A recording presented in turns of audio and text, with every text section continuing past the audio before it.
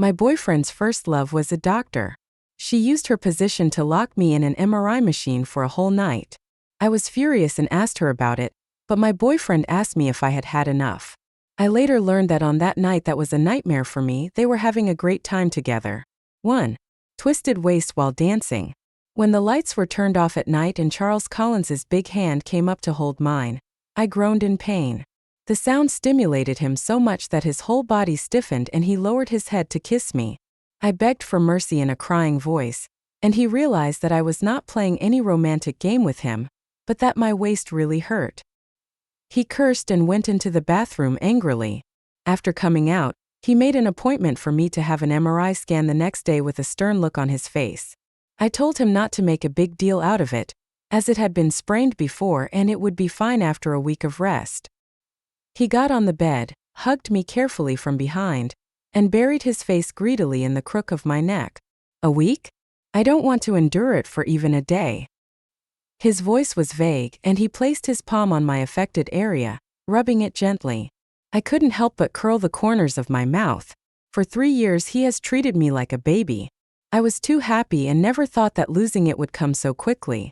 2. There were a lot of people queuing for the MRI the next day, and I was the last one in the afternoon. Charles postponed his regular meeting to accompany me for the first time. He knew that I was afraid of confined spaces like MRI machines. When my waist was fixed, I began to close my eyes and count silently in my mind. Charles said that after counting to 521, you can go out to see him. I counted from 521 to 1314, but then I heard the doctor open the door and leave. I called out a few times in panic, but no one responded. The muffled echo fills my heart with fear. As the last patient, I might have been forgotten in the machine. It was eerily quiet all around. The heavy door of the MRI room completely blocked out any sound from the outside world. As time passed, I broke out in a cold sweat. The doctor never came back. I calmed down, hoping Charles would find out soon. When I fell behind while climbing, he would find me quickly and accurately. Whenever I went out to play out of spite, he would wait for me at the door, saying he was waiting for me to come home. So this time he will definitely go find the nurse to urge me quickly. However, when the sun sets and the last ray of light in the room disappears, I was completely desperate. 5 p.m. to 7:30 a.m. the next morning. Every second is torture. The coffin-like enclosed space makes people suffocate, and the urge to urinate that cannot be held back makes people collapse. When he was found in the morning, the man exclaimed, "Oh my God, there's a guy here and he peed his pants." The most embarrassing scene in the past 20 years was watched by everyone. In full view of everyone, I was helped off the machine. My lumbar spine was numb, so I fell to my knees on the ground. I picked up the phone with trembling hands and saw the message from Charles last night. He said he had something to do at the company, so he went back first. When he found out that I had not returned all night and rushed over again, the hospital leader had already bought me some clean clothes and was about to use the money to send me away. Charles looked at me, his eyes filled with guilt and distress. He strode over and grabbed the hospital leader by the collar. He said to hand over the doctor involved and make that troublemaker kneel down and apologize to his wife. He was followed by a bodyguard and a lawyer. That lawyer is someone who is hired at a high price only for important cases. Such a scene made me naively believe that no matter how powerful the doctor involved was, Charles would not let him off. But I was wrong. When the hospital leaders brought the doctor to them under pressure, Charles froze in place. He was so angry that he was about to hit someone in the last second, but it was as if the freeze button was pressed on him. At that moment, even the hand that was holding mine gradually loosened. I looked up at the young female doctor. Her pretty face was filled with sadness, and she stared at Charles with tearful eyes. She trembled her lips and said, "Are you going to hit me?" Charles's eyes flashed with panic, and he dropped his hand subconsciously. "Why? It's you," he said. The female doctor's tears fell on her collar. "It's me. I neglected my duty and let your lover suffer. I deserve to be beaten. I am not a competent doctor. I deserve all the punishment, but..." She looked at Charles more and more sadly. "But I was also anxious to see my lover last night. I haven't seen him for 3 years. I miss him so much. When I think about seeing him, I forget everything else." The female doctor burst into tears. Charles looked away like a deflated ball, with a forbearing expression. My heart suddenly felt cold. In 3 years, I have never seen Charles compromise with others. The dance teacher who had molested me last time was beaten black and blue by him. He would rather throw down a large check than beat the other party to his knees and beg for mercy. This time, the female doctor opposite gradually approached him and even reached out to pull his sleeve. She said, "Please hit me. I can't control my heart. I really deserve to be hit. Please hit me. Hit me." Charles seemed to have lost the strength to resist and let the other party pull him. This medical accident absurdly turned into a touching reunion after a long separation. The heroine was confidently asking for a beating, while the hero looked reluctant but remained silent. If I hadn't been there, having just peed my pants, they would probably have hugged each other. For 3 years, I knew Charles had no shortage of exes, but I never doubted him. But now, even if I am a fool, I should realize. The lover the female doctor said she was anxious to see was Charles. The hospital leader stepped forward to solve the problem in a timely manner. He said since everyone knew each other, it was just a misunderstanding. He said that the MRI fee would be refunded, and he would also pay 2,000 yuan in mental damages.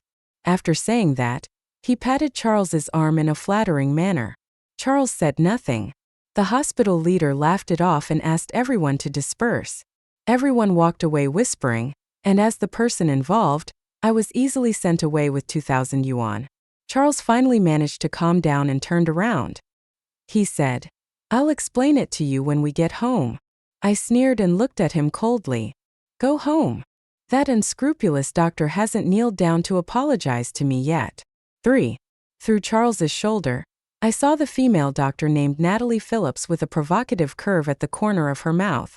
Charles's voice was full of compromise. I said, "Go back first, and then I will solve it with you." Shut up. I pushed Charles aside and stood in front of Natalie. I, the person involved, didn't say I was sorry. Who gave you the face to make your own decision? If you don't apologize to the person involved, what's the point of flirting with someone's boyfriend? Or have you relied on asking other people's boyfriends to solve all the medical accidents you encountered in the past? The scattered crowd gathered again. Charles grabbed my arm and said angrily, "Kayla Myers, go back and tell me." I brushed him off indifferently. You just said that such a scourge is not worthy of forgiveness even if you kneel down and apologize. Charles's expression became increasingly grim. I think what you said makes sense. I won't forgive her. I want her to kneel down and apologize first. What do you think, boyfriend? The hospital leaders didn't seem to have expected that the wimp who was so scared that he peed his pants and collapsed on the ground in the machine would suddenly do this. He turned back impatiently and continued to smile. But seeing that Charles had lost his momentum, his tone became less polite. He said, "An apology is fine, and the compensation can be doubled, but making people kneel is a bit unreasonable. It's not a crime that deserves this, right?" Natalie lowered her head as if she was confessing, but in fact she was covering her nose with her hand, arrogantly hinting that I smelled. This fearless attitude suddenly made me realize, I am not forgotten in the machine. Natalie, this must be intentional. Charles tugged at his tie angrily and tried to take me away again. He said in a deep voice, "Go back, I will give you a satisfactory explanation." I suppressed my sadness and took out a black card from my bag. Passed him to the lawyer. "Double the price, Attorney Martinez. Are you interested in cooperating?" The lawyer named Joseph Martinez smiled and took my card under Charles's murderous gaze. The hospital leaders were anxious. He finally realized that I might be as hard to fool as Charles was. So, he finally pointed the gun at Natalie. It's better for doctors not to cause trouble to the hospital if they fail to do their job. Otherwise, their profession will be tarnished and no hospital will dare to accept them. A naked threat. Natalie finally retracted her provocative look. She turned her gaze to Charles again. That expression was as if she was the one who suffered the greatest humiliation. "Okay, I'll kneel down," she said. "I did something wrong. I shouldn't have gotten so flustered when I saw him. I deserve it. I'll kneel down." As he spoke, he clenched his teeth, closed his eyes, and the tears rolled down his cheeks as if he was bearing a heavy burden. Charles endured it to the extreme, veins popping out on his arms, and he finally exploded the moment Natalie's knees bent. He grabbed Natalie's arm and lifted her up. "Enough," he growled. My heart felt like it was being grabbed by one hand and I felt suffocated. The bitter drama of first love finally made the male protagonist soften his heart. As Natalie burst into tears of joy, Charles turned his head away and pushed her away with difficulty. "Fire her." He gritted his teeth and said in pain. The hospital leader nodded quickly to calm the situation down. Charles turned around and looked at me with a cold face. "Are you satisfied now?" That look made my heart tremble with coldness. The person who was saying sweet words to me last night seemed to have been bewitched. I tried hard to hold back the tears in my eyes and gave him a provocative smile stubbornly. "What if I'm not satisfied?" What a great saying. You can kill the one you love, but you cannot humiliate him. Why should I humiliate him in front of him? Standing in front of Natalie, I smiled maliciously as I watched her cover her mouth and nose again. "Does Dr. Phillips find the smell bad?" Natalie took a half step back. "I think so too. So, as the culprit, please wash the clothes I soiled and return them to me. No need to pay for a new one. After all, I am a nostalgic person." How shameless. "Those dirty clothes are in the trash can in the toilet. I'll have to trouble you to pick them up yourself." After saying that, I looked at the hospital leader. If Dr. Phillips's admission of fault is not sincere, then that would be a stain on his career, right? Joseph's reputation supported me, and the hospital leaders did not want the situation to get out of hand. Natalie finally gave me a resentful look. Charles clenched his fists and said nothing more. I don't know how I forced myself to return to my bachelor apartment. The moment I entered the door, all my strength was drained away. Some people say that it is inevitable to eat shit in life but don't chew it. But whether to chew or not seems to be not up to me. Charles and I have been in a relationship for 3 years, and all the good things in the past made me question the authenticity of what happened today. 3 years ago, Charles used his shoulder to block the gangster's stick for me. When the blood flowed down his forehead, he smiled and asked me if I could kiss him if he didn't die. I wiped away my tears with a smile, nodded at him, and then watched him fight to the death with those gangsters. When he subdued the last man, he wiped the blood from the corner of his mouth and smiled at me leisurely. "Don't cheat," he said. "That kiss with the smell of blood is unforgettable." In the past 3 years, he spoiled me to the point that I once suspected that I had saved his life in my previous life. But it is precisely this that makes the betrayal even more painful. After taking a bath, I managed to calm myself down and open the door. I want to find out the cause of this sudden death in this relationship. Sure enough, Charles was waiting outside the door. Surprisingly, he didn't forget to get the report form for me. "It's just a muscle strain. It will be fine after a few days of rest." He put down several ointments and explained how to use them. After saying that, he looked up at me and took a long time before getting to the point. "If you want to slap me, wait until your waist is healed." My eyes suddenly felt sore. Betrayal without warning makes it impossible to remain rational. I would rather twist my waist again and slap his pretentious face. But he held me down before I could. He held my waist, but his posture remained respectful. "I wasn't alone with her last night." He began to explain. He said he saw Natalie in the corridor last night and moved to another place because he was afraid I would see him. In order to avoid suspicion, he called a lot of people. After the show, I went back to the company. After that, Charles sent the company surveillance video to my phone and showed me the call records of him calling people. I believed it a little but didn't say anything. I just looked at him indifferently. He lowered his head in obscurity. Look, he knows exactly what I care about. He knew clearly that I had no real intention of making anyone kneel down. I was just confirming his attitude. But he still couldn't help but help Natalie up. After a moment of silence, Charles finally spoke with difficulty. He admitted that he loved it. He said she couldn't kneel because her legs were injured. Natalie broke her leg while taking care of her father. Charles's eyes were bloodshot as he said these words. He said he thought the relationship between us was unbreakable and enough for me to compromise for him this time, but he ignored my feelings. He said he had broken his original promise to always put my feelings before his own. I shouldn't use my grievances to pay for his guilt. He controlled his emotions and reviewed the situation rationally. My heart felt like there was a hole in it. but he leaned down with a sincere look. He said he agreed to talk to her yesterday in order to put things to rest and avoid future troubles. I finally chose to believe what Charles said. When it comes to love matters, he has a natural sense of superiority. When I first met him, he openly laid out his love history, as if to lure anyone who wanted to take the bait, so I guess he wouldn't bother to lie. After his explanation, I found with contempt that deep down I was actually feeling somewhat relieved. The wedding was scheduled for a month later, and my mother was lying on the hospital bed, hanging on for dear life, waiting to see me happy. Besides, after 3 years of relationship, I don't want to declare it dead without any rescue. Charles took a step back, once again gave instructions on how to use the medicine, and went to the study. I chased him away, but he looked at me with red eyes. He said he wouldn't leave and wouldn't pester me. He was just afraid that I would hide away and cry alone. He wanted to wait for me to vent all my resentment and grievances, and then he would do whatever he wanted to me, either to kill me or to chop me up. When he said these words, the pain in his eyes seemed genuine. I am ashamed to admit that I cannot resist Charles like this. For the next few days I was plagued by nightmares. The scenes in my dreams of Charles saving me and then betraying me kept haunting me, pulling at me again and again, and eventually dragging me into the abyss. The abyss is like that MRI machine, so closed that it makes people suffocate. Every time I woke up, Charles was standing beside me with a look of deep pain on his face. He said sorry with red eyes. Then he grabbed my hand and hit him. When I woke up in the middle of the night again and saw him standing by my bed looking haggard, I chose to compromise.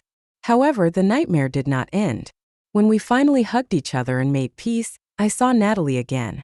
In the hospital where my mother is staying, Natalie, dressed in a white angel costume, proudly lectured the doctors. Apparently, she became a leader and held a very high position. But I remember that Charles should be the largest shareholder of this hospital. 5. A huge chill ran down my spine. I pulled my mother's attending physician and asked, "Who recruited Dr. Phillips?" The doctor looked up in confusion. "Assistant Mao personally sent it here. I thought this kind of treatment should belong to your family doctor." I didn't hear what he said next, because Natalie dismissed everyone and was looking at me from a distance. She walked towards me with a smile. In an instant, all the blood in my body rushed to my head, and the suffocating feeling in the MRI machine suddenly hit me. She covered her mouth and nose. "We meet again. I wanted to wash your clothes, but Charles said they were too dirty, so I just threw them away." I glared at him. "Aren't you afraid of having a professional stain?" She smiled arrogantly. "Come to Charles's hospital, do you think it's important whether it's dirty or not?" I was so angry that I lost all my mind and slapped her with my hand. However, before the slap could land, someone grabbed his wrist tightly. I turned around and saw Charles's angry face. He didn't look at me but at Natalie. "Who told you to come up here?" he said. "Didn't I tell you to stay downstairs and not come to the top floor?" Natalie's eyes immediately turned red. "I just heard that Kayla's mother lives on the top floor, so I came to see her. Why can't I show up where she is?"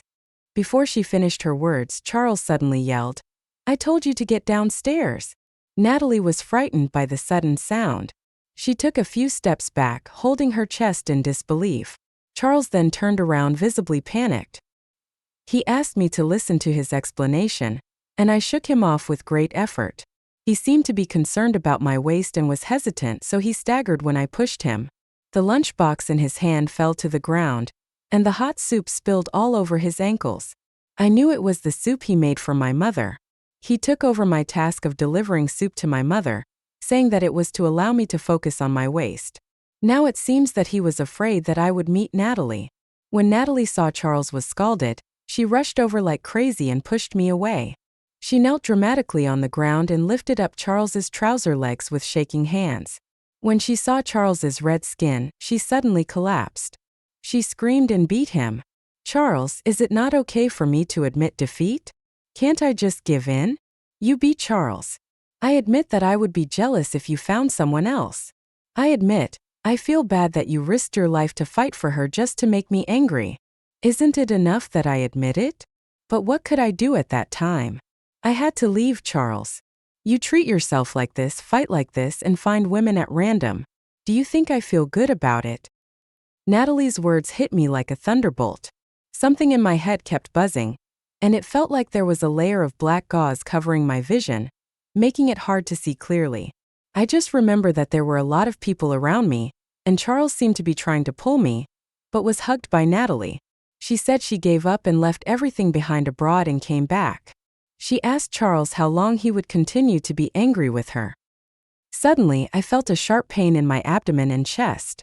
It was so painful that I felt suffocated and wanted to vomit. There was only one thought in my muddled mind. I can't let my mother know, she won't be able to bear it. She wouldn't be able to bear it if such a cowardly and disgusting thing happened to her daughter. Mom's ward is at the other end of the corridor, far away from here. As long as no one tells her. I grabbed the wrist of the doctor next to me. I told her not to tell my mother, not to let her know. Don't ever let her know. I couldn't even see if I was pulling Dr. Gray or Dr. Carter. There were so many people in the hallway. I gasped in despair. My mother won't live for many more days. She shouldn't be able to see my happiness, nor my misfortune. The sounds around me began to fade away, and I heard Charles calling me, asking me to listen to his explanation. But he was held by the legs and couldn't bear to let go. I smiled bitterly in my heart. I knew that there was no need for me to listen to any more explanations. I gritted my teeth and looked at Charles. I don't have the energy to hit or scold, nor do I have the energy to question.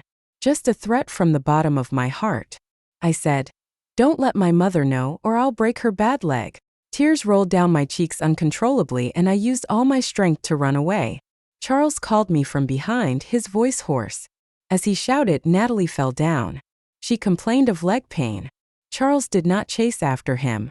6. What is even more unacceptable than sudden death is slow execution. No one who forgives a scumbag is innocent. However, the people who were tortured by Ling Chi often felt confused during the process. While they were heartbroken, they recalled the good old days. I can't figure out why this is happening anyway. It was like a movie playing in my head, with the scene of Charles saving me popping up again and again. The details at that time were magnified. He was indeed in a bad mood at that time, and now thinking back, that reckless fighting style was really just a way to vent his anger. The wound was bleeding, but he didn't care at all. When I kissed him, his nonchalant smile must have been a playful joke. I endured the suffocating pain and contacted a new hospital for my mother. Then I called Joseph. "I'm going to make them pay." Joseph asked me with a smile why I thought he would take such a difficult case. His opponent is Charles, a wealthy man with extensive connections. "I'm too lazy to beat around the bush." I said, "Don't think I don't know that you know Lu Zhao. You want to be the old cow eating young grass." Lu Zhao has a cold personality, and as one of her very few friends, I only vaguely know of Joseph's existence. The person she plans to follow after graduation will never bow down for a few dollars. Joseph sneered. "You know a lot, but did you know that you might be pregnant?" I stood there in a daze for a moment, and an indescribable sadness welled up in my eyes. Charles and I do plan to have a child, but I have irregular menstruation for many years and I am taking Chinese medicine to regulate it. The lower abdomen cramped at the right time. I quickly opened the photo Joseph sent me. It's the result of MRI. This one was completely different from the one Charles got. Not only can you see the lumbar spine, but you can also capture the lower abdomen. A small life had already been nurtured there. Joseph said that this was found in the discarded documents at Natalie's original workstation.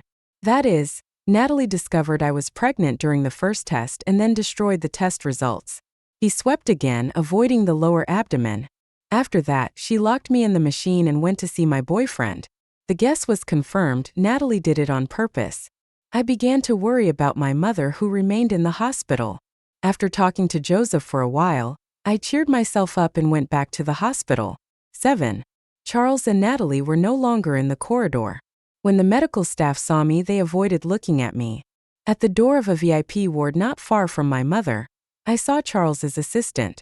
I guess Charles is there to help Natalie with her leg injury. I struggled to calm myself down and entered my mother's ward. I fed the soup into my mother's mouth and she had difficulty swallowing. I said, "Mom, I've changed your hospital so we can try a different treatment." Mom seems to be more energetic than ever. She pushed the spoon away and slowly took my hand. He pulled me in front of him and then held my head in his arms. "Kayla," she said, "I feel so bad that I need to cry. Mom still found out."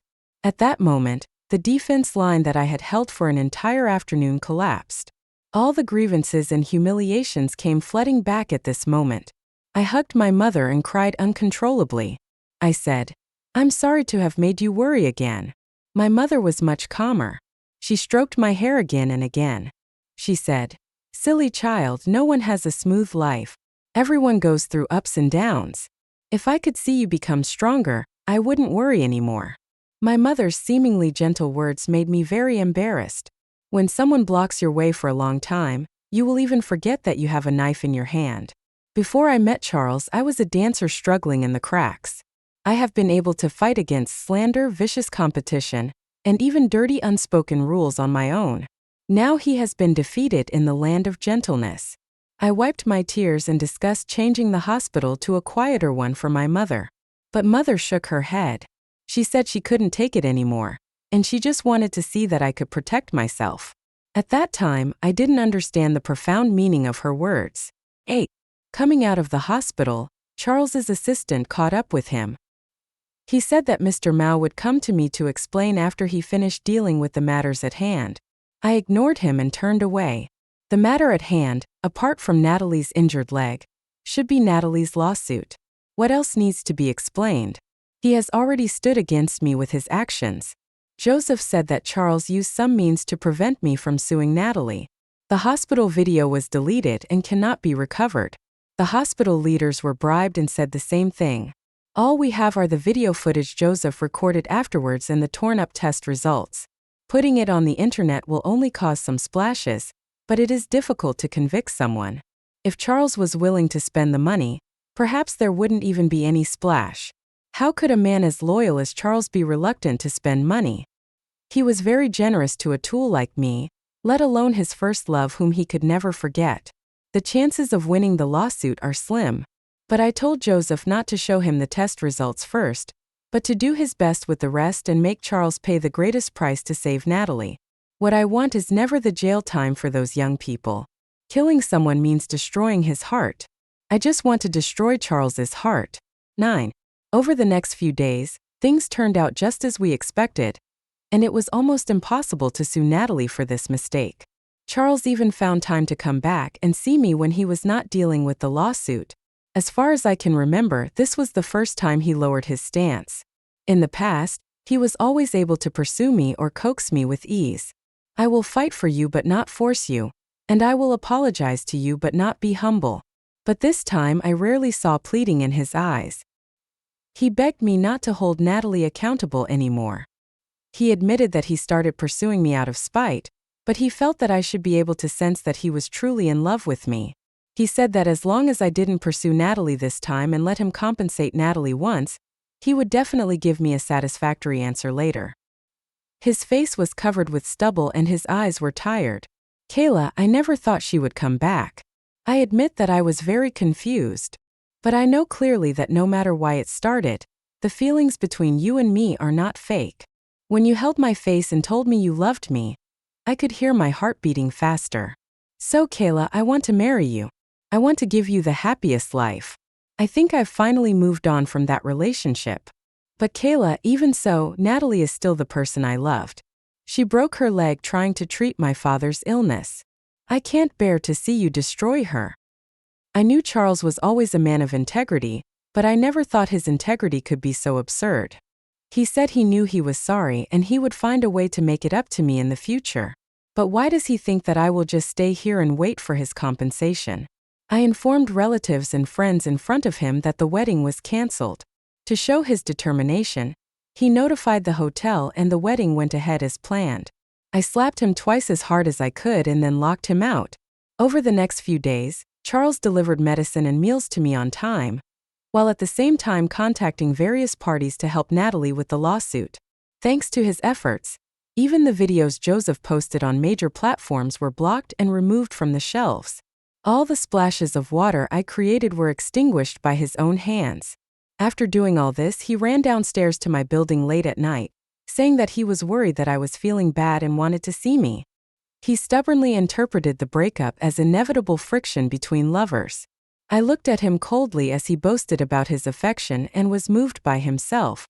I couldn't help but sneer and close the curtains tightly with my backhand. Soon the day of the trial arrived. The night before, Charles sent a voice message as usual. He said, "Kayla, please help me this time and repay my debt. Then I will come back and let you do whatever you want with me." I said, "It's not certain that you will be able to get it back yet, you have to try your best." My sarcastic tone made him think that we had used some extraordinary means. So he really tried his best and used dirty tricks to clear all the links that might cause obstacles. In the end, the result was what he wanted. Joseph's evidence was insufficient and we lost the case. Charles won the case so easily it was like using a sledgehammer to kill a chicken. In court, we had no other evidence except for explaining the dangers and suffocation of the MRI machine, and the humiliation and grievances of urinary incontinence. But when the other party asked me to prove that Natalie acted intentionally, we were panicked and had nothing. I looked across the crowd and met Charles's gaze. He looked away reluctantly, looking irritated and fidgeting. In his heart, I finally became a weak person who was loved and pitied. Finally, the trial was over, and Charles rushed over to me, seeing my dejected back. He held me and said, "Kayla, it's over. I'm here to do whatever you want with me. You can hit me or scold me, but just don't ignore me." I brushed his hand away and turned away, listening to him being surrounded by reporters behind him. The reporter was arranged by Joseph in advance. The recent medical disputes have been very serious and have attracted a lot of attention. Charles's lawsuit happened to be a voice for the doctor, so Joseph arranged this big drama. "Mr. Collins, you won this lawsuit brilliantly, and it's a relief for the medical staff. Yes, if all medical disputes can win, doctors will not be able to save patients and treat diseases with peace of mind in the future. Mr. Collins, I heard that the person causing trouble at the hospital was your girlfriend. Mr. Collins is really a kind person who cares about doctors. If you hadn't stopped your girlfriend from causing trouble at the hospital, it would have really chilled the hearts of doctors." At a time when doctor-patient relations are tense, Charles's feat can be said to have maintained harmony between doctors and patients. In addition to reporters, there was also a group of people in white clothes holding banners to congratulate Charles on his victory. The theme is simply that Charles put the interests of the country above his own and helped them stop the medical disturbance, which won him the hearts of the people. These people gave Charles a high hat, a hero who maintains harmony between doctors and patients. Well done, Joseph. It is said that Charles looked very unhappy at the time, but he could not vent his anger because of the camera in front of him. He walked away quickly while calling me. However, in front of everyone, Natalie grabbed him and said she would attend the celebration party no matter what. The guests invited to the banquet were all heavyweights who had been bribed. Charles had to go. So while he was raising his glass to celebrate, I was lying on the cold operating table. 10. I knew long ago that the child could not be saved. When Joseph told me I was pregnant, I got checked out right away. I couldn't have the heart to get rid of the baby, but after a night in the MRI machine and the trauma of betrayal, the fetus had stopped developing. The only thing I feel sorry for him is that I chose this moment to take him away and take advantage of him. What is colder than a machine is a numb heart. Charles's sweet words seemed to be right next to my ears. He said, "Kayla, I want a girl who is soft and sweet like you and cute even when she scolds people." I closed my eyes and 2 lines of tears rolled down. That night, with the help of Joseph, major platforms began to push Charles's interview video. Riding on the wave of medical disputes, terms such as killing relatives for the sake of justice and maintaining harmony between doctors and patients have become hot searches. It was an ordinary little thing, but it became interesting because of Charles's outstanding appearance. This time, when Charles couldn't remove the trending search no matter how much he spent, he vaguely felt that something was wrong. Joseph used his connections, and several celebrities for whom I used to be a choreographer also started forwarding the post. For a time, Charles became a moralist that everyone talked about. At the same time, Joseph's investigation into Natalie finally produced some news. The time has come for us to fight back. Different voices appeared on the internet. Someone asked who was the one Charles killed for the sake of justice. Then naturally my identity was revealed. Photos of Charles and I traveling together, and photos of Charles carrying me on his back while climbing a mountain. There are even photos of Charles and I visiting a Chinese doctor when we were trying to conceive. Some people started to lead the discussion in the comments section. No way, the one who killed his fiancée for the sake of justice? Or your fiancée who is planning to get pregnant? This is a love triangle, right? I've already imagined a scene where a scumbag lets his first love lock his pregnant wife into an MRI machine. The gossipy heart stimulates the public's desire to explore. Soon, the photo of me walking towards the obstetrics and gynecology operating room with a sad face was dug up. The internet exploded instantly. Oh my God, this guy is so stupid. He killed his pregnant fiancée and the baby in her belly. Damn. He is so noble and selfless, sacrificing himself for the sake of medical care and harmony. The hospital should make a statue of him to put at the door. The heat has risen again. Charles called hurriedly. Kayla, where are you? He asked, his voice trembling. I didn't have the energy to care about him, and I didn't want my emotional fluctuations to affect my rest. I told him to watch a big show and asked him to pay attention to it at any time. Then he hung up the phone. 11. Charles then called Joseph. Joseph wisely took a photo of the broken MRI result and sent it to him, and uploaded it to the online platform. The hot searches changed from killing one's relatives for the sake of justice to female doctor commits premeditated murder and reversal of medical dispute incident. At that time, the celebration banquet had not yet ended. Everyone also toasted to the heroes, who maintained harmony between doctors and patients. Faced with all the relationships that were hired with great effort and expense, the hero seems unable to throw the cup. He swallowed the most cowardly sip of wine in his life. Take a drink of the bitter wine and toast to myself, the idiot. After drinking, Charles lied and left the table, saying he had something urgent to do. He came to see me in the obstetrics and gynecology department like a madman. At that time, I had already gotten off the operating table and was lying on the hospital bed resting. Charles rushed in and grabbed the doctor, asking why he had aborted his child. He was still very emotional when he was pulled away by the nurse. I sneered and handed him the test results. The child was shocked and died in the womb. If you want to be the murderer, you should also be blamed. Charles held the list, his hands shaking violently. Why didn't you say so earlier? I laughed sadly. If I had told you earlier that your child was locked in the MRI machine, you wouldn't have helped Natalie? It doesn't matter if it's me that's locked up, but is it not okay if it's your child? She broke her leg for you, didn't she? You are a saint. You should repay a drop of kindness with a spring. What's wrong with sacrificing a child? Charles lowered his head in pain, his shoulders heaving. The doctor who had been pulled over leaned over to take a look and said in surprise, Hey, you said you're the child's father? But why do you look a bit like the hero who helped the doctor fight the lawsuit? The word hero hit Charles on the head like shit at the right time. He raised his head guiltily and looked at me with red eyes. Kayla, I don't know. I really didn't know it would be like this. How could someone as conceited as him know? Natalie said that she forgot everything when she saw him, so he arrogantly believed in his charm. He regarded himself as a love guru and savior, and believed that nothing was beyond his control. God has blessed me and given me a chance to give him a heavy blow. There's still a lot you don't know. I looked at him mockingly. I'll reveal them to you one by one in a moment. 12. Joseph took Charles away so that I could have a good rest. Immediately afterwards, the shredded report sheet became a hot topic on the internet. After receiving likes and reposts from many blue verses, many doctors spoke out, rejecting Charles's dirty and sentimental behavior under the guise of maintaining harmony between doctors and patients, and rejecting unscrupulous doctors who tarnished the image of doctors. Then Charles and Natalie's past love history was exposed.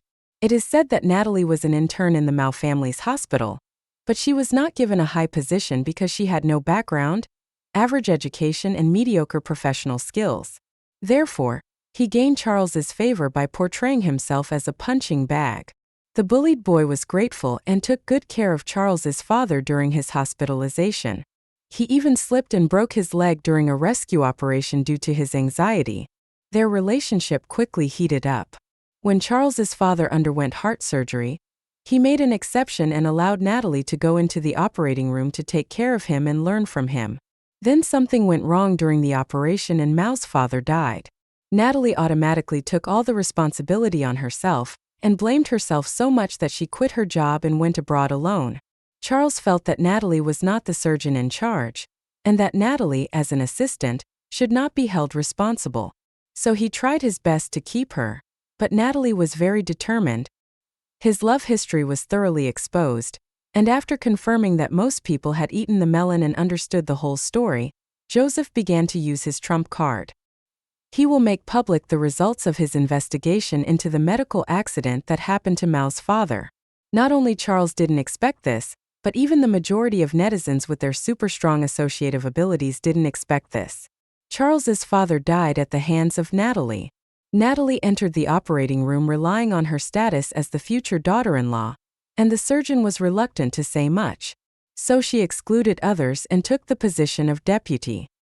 He handed over the wrong tools several times, and although he was not very skilled, he was very bold. When mistakes occurred, he acted very quickly to save the situation, which directly led to the complete failure of the operation. None of the parties dared to tell the truth. The best explanation is to attribute the failure of the operation to the patient's own reasons. Afterwards, the old doctor resigned and Natalie went abroad. 3 years passed, and she only dared to come back again when she felt that everything was finally calm. After all the information was released, it became a hot topic. The term "the greatest idiot" became the #1 trending search. Ha ha ha guys, this is the funniest joke I've seen in the past 10 years. Someone killed his father and son, and he helped him win the lawsuit. Oh my god, while I was toasting with others, my child was being buried. What a fool. He must have been paralyzed for 10 years to do such a thing. Damn it. He should die to comfort the spirits of his father and son. For a time, Charles's photos went viral and were made into various emoticons. The Virgin Man has put a light on his head with the caption, "It's okay. I forgive you. I just lost my father and my child, but she broke her leg for me." Malice and insults came pouring in. Someone joked that a huge picture of a heroic defender would be hung at the door of a store tomorrow to attract attention. As long as you spit at him 3 times, you can get a 20% discount on the goods. The comments below were very lively, and everyone said they wanted to go and show their support. Hey, isn't this the hero from a few days ago? Yes, that idiot. Pa. I think that the shame and humiliation that I endured, Charles is now enduring more than 10 times. This kind of disgusting and cowardly thing cannot be compared to such trivial things as eating flies or eating shit. It was excruciating pain and regret. It is an insult that can drive a person crazy. That night he went crazy and wanted to confront Natalie, but was stopped by Joseph. Joseph said, "Don't get too caught up in love. If you're not going to sue now, why bother getting entangled in love, hate, and vengeance?" Joseph said Charles masochistically hammered the wall with his hands, leaving himself with bruises. However, the pleasure of revenge did not make me feel any relief. My child is gone. Although Charles was just a piece of rotten meat, he once truly grew in my heart. How can it not hurt to be peeled off alive? Taking advantage of the continued popularity on the internet, Joseph began preparing for a second lawsuit. He got the hospital video that Charles deleted. This time he won't let it go. Under the pressure of public opinion, the case progressed smoothly, but Natalie insisted that she didn't know I was pregnant. She cut out the first test result just because it was not clear, so she took another one.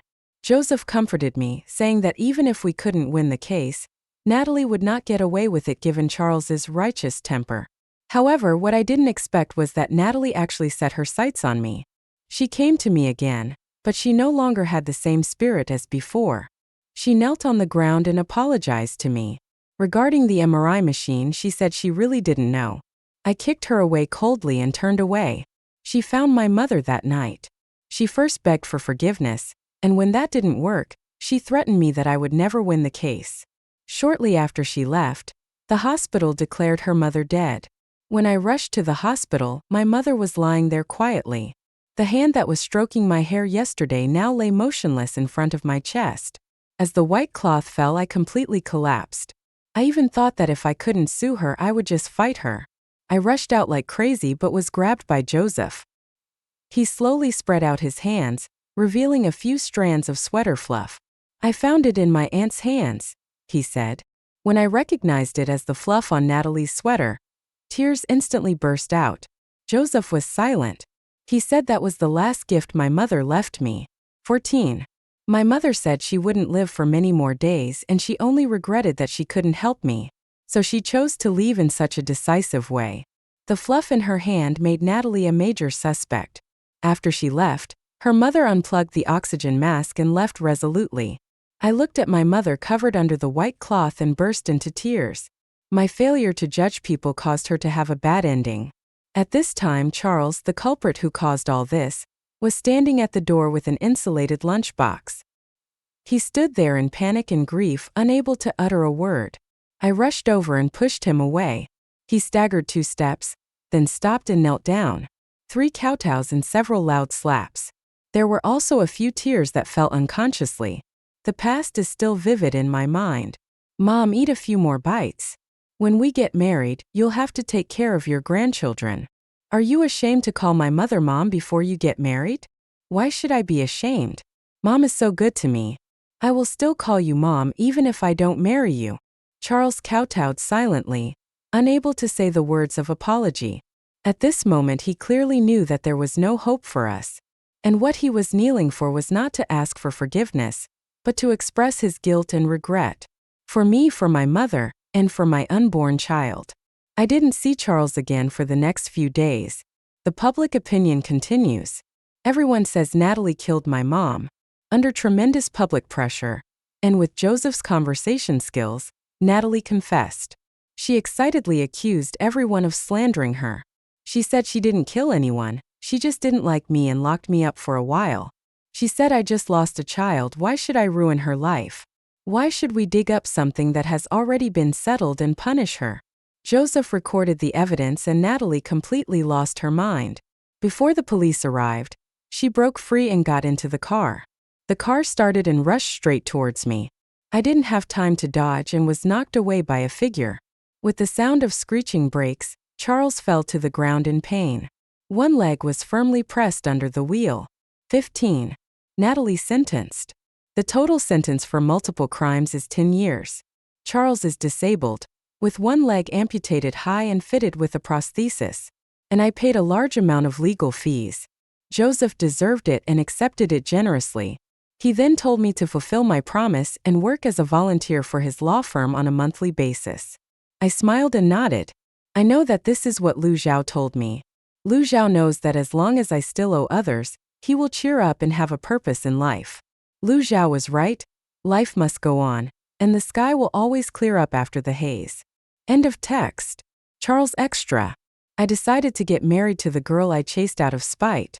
I admit that my motives were not pure at first, because Natalie said when she passed by her dance studio, "What's the point of practicing dancing? You're like a bean sprout." So after Natalie left, I went after the bean sprouts she mentioned. At first I was indeed mad at Natalie, but then I helped her beat up some thugs, and when she kissed me with trembling lips, my heart suddenly stagnated. I shouldn't lie to such a simple girl. Her lips were as soft as her waist, and I felt like I was about to drown in her tenderness. I didn't want to admit that my deep affection for Natalie, which I was so proud of, couldn't stand the test. So I tried to restrain myself. Even so, I still surrendered in front of such a good Kayla. I fell in love with her. When I realized I couldn't bear to make her shed a tear, I decided to propose to her. Just 1 month after the wedding, Natalie came back. She called me in the hospital corridor and my mind went blank. The memory is still fresh in my mind and I was very drunk that night. Natalie cried too, rubbing her bad leg intentionally or unintentionally. She said, "I thought you were waiting for me." That sentence made me feel like a traitor, so I decided to make it up to her. What I didn't expect was that Natalie was the doctor in the MRI room, and I didn't expect that Kayla was locked up there for a whole night. How can I not feel sad? She is afraid of confined spaces and she will cry. But when Natalie asked me if I was going to hit her, I was stunned. Why would he hit her? The feelings we had in the past cannot be faked, and I will definitely not do anything to her. I thought Kayla would understand me and do me a favor, but she refused to give in. I know she has been wronged, but I will compensate her double. She disagreed and forced Natalie to resign. I had no choice but to temporarily arrange for Natalie to stay in my hospital. I told her not to go to the top floor because Kayla would be sad if she saw it. But she went anyway. Not only did I go, I also broke down and told the truth about my pursuit of Kayla. I really panicked when Kayla ran away heartbroken. I shook Natalie off but ended up touching her injured leg. I have to take responsibility. I think the 3-year relationship between Kayla and I can always be explained clearly. However, I never dreamed that the development of the situation would be beyond my control. I helped Natalie with the lawsuit, and I told Kayla that after I repaid her the favor, I would have nothing to do with her again. From then on, I left it to him. On the day I won the lawsuit, many reporters came. They praised me for putting justice above personal interests and called me a hero for maintaining the doctor-patient relationship. The words "destroying relatives" suddenly made me realize that what I did was really cruel to Kayla. I'm returning the favor, but I'm letting her suffer. She might have hidden herself away and cried many times. Fortunately, the favor has been repaid and I should go back to find her. She can beat me or scold me, but she never gave me this chance again. As I raised my glass and helplessly celebrated with those people, I saw the news online. Someone posted a photo of Kayla going to the obstetrics and gynecology department to have an abortion. At that moment, my heart sank. I was so flustered that I could hardly keep the smile on my face.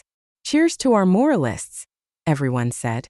I was in a trance, raised the wine glass, and drank the bitter wine, as if I had swallowed a poison that would penetrate my intestines. I left the scene in a panic and went to look for Kayla like crazy, but she said the show wasn't over yet. When I learned from the doctor that my baby had most likely stopped growing because of stimulation from being in the MRI machine, I collapsed to the floor. The doctor said, "I think you look like that hero." The word hero was like a knife stabbing my heart. I personally absolved the person who killed my child. No, I am also one of the ones who killed my child. None of this would have happened if I hadn't taken Natalie away and left Kayla there. Then I saw evidence from Joseph that Natalie had done it on purpose. I completely broke down. I was overwhelmed with a panic I had never experienced before. My Kayla might really not want me anymore. People started scolding me on the internet, saying that I was a huge idiot. I slapped myself hard twice. Yes, I did. I, an idiot, had just taken pride in killing my son, stood in the spotlight, and accepted everyone's toast. I became a laughingstock to the whole world and all the insults came at me. However, they were right, I didn't care, I just wanted to see my Kayla. I wanted to know if the surgery hurt her, and I wanted to see if she hid and cried. But fate would not forgive me. The subject of my father's medical malpractice came up again. What is despairing is that the culprit turned out to be Natalie. How to describe that moment? I'm a fucking joke. I had a strong feeling that my life was a joke. I was so sick of myself that I wanted to vomit. I felt so helpless that I wanted to commit suicide. I curled up in my head, my mind filled with images of reporters calling me a hero. I am in so much pain that I wish I were dying. I gritted my teeth and shamelessly found Joseph. I want to kill Natalie. But despite my previous efforts, it was not easy to sue Natalie. Then I heard the despairing news again. Kayla's mother passed away. The old man sacrificed his life to give Kayla a glimmer of hope. But at the same time, it also completely cut off the possibility of reconciliation between Kayla and I. Now that the truth is out, I feel like I have nothing to think about anymore. So when Natalie went crazy, I rushed over without hesitation and pushed Kayla away. When my legs were trapped under the wheels, I suddenly felt a sense of relief. I looked up at Kayla and she was crying. She dialed 120 with trembling hands, with pity in her eyes, but she never took another step forward. She really doesn't want me anymore. The girl who would cry if I shed a drop of blood turned her head resolutely and no longer looked at me. I had a leg amputated. When I was pushed into the MRI machine for examination, I suddenly burst into tears. The doctor said, "You didn't cry during the amputation, so why do you want to cry now?" Cried like a wimp. It turns out that the MRI machine is so stuffy and suffocating. That girl stayed in there for the whole night. Such a clean person actually became incontinent and wet his pants. What have I done to her? I was so confident in satisfying my own selfish desires that I caused her to suffer great injustice. When Kayla returned home from the hospital, she had already moved out all of her belongings. Looking at the half-empty house, I fell to the ground. When I woke up again, I didn't know what day it was. Anyway, I remember that I had just ordered wedding rings with Kayla. We are preparing for pregnancy and she is not at home, so she must have gone to the hospital to see her mother. So I got up and went to the hospital to find someone. I found that my trouser leg was empty, as if there was a prosthesis inside. But that doesn't matter. I suddenly missed my Kayla very much. I just wanted to see her as soon as possible and tell her that I missed her. There was no one in the hospital, even her mother's ward was empty. I asked where the person was, and the nurse said he had died many days ago. I started running outside. When I ran to the street and saw the crowds of people, the painful memories came flooding back to me and I suddenly woke up. Kayla didn't want me anymore. This state of intermittent amnesia lasted for a long time. Every day when I wake up from my dream, my memory goes back to the day I was with Kayla. Then go find someone with great interest. Then I woke up suddenly. Day after day. I refused to seek treatment, and even though I was in excruciating pain when awake, I was still addicted to those few moments of amnesia every day. Until one day, I excitedly went to Joseph's law firm and asked him to do the notarization of premarital property. I wanted to share all my assets with Kayla. Joseph turned around helplessly and said to the person behind him, "Can you please ask him not to interrupt my work in the future?" Behind him, a familiar face appeared. Kayla held out an invitation and said, "Put it down. I'm getting married next month." At that moment, I was completely awake. Lost your love forever.